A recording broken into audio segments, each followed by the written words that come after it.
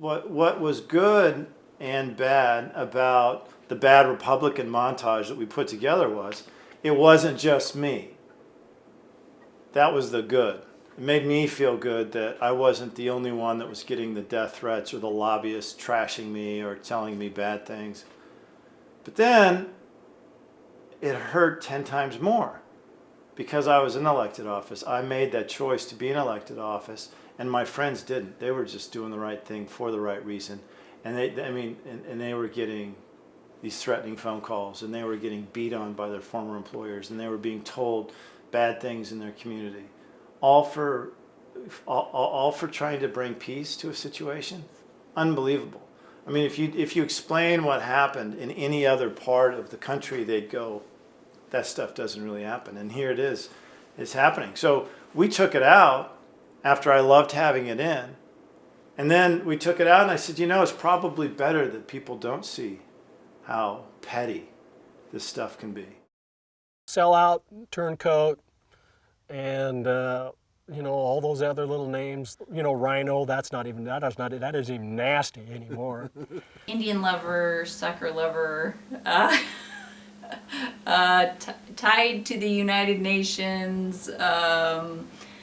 Let's see. I was because of my relationship to Senator Mark Hatfield, somehow I had something to do with passing the Endangered Species Act,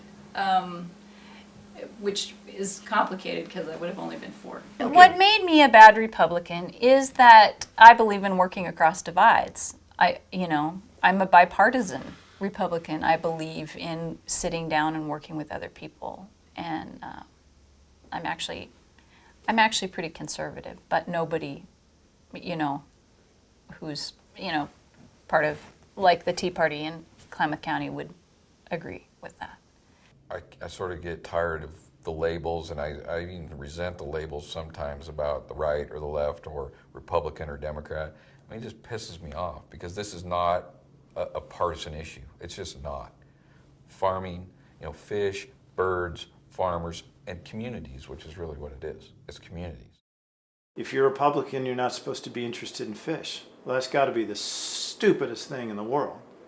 Well, if you're a Republican, you're not supposed to be about Indians. It's got to be about the stupidest thing in the world. Well, if you're a Republican, you're not supposed to give a rip about clean water. Well, at what point do we stop saying this is stupid, right? So here we've got this thing that makes me feel good. It makes me feel bad. It cuts me to a million directions, and then what do? Well, thank God now it's not in the film, but we cut out something that I loved initially, which is not in the film. So I'm still torn. I'm still torn about the whole bad Republican bit. It still bothers me, and I don't want to be known as a bad Republican, but I also can't be a lock stock, a guy that goes along with every committee because that's where all the cool kids are with the money. I wasn't raised that way.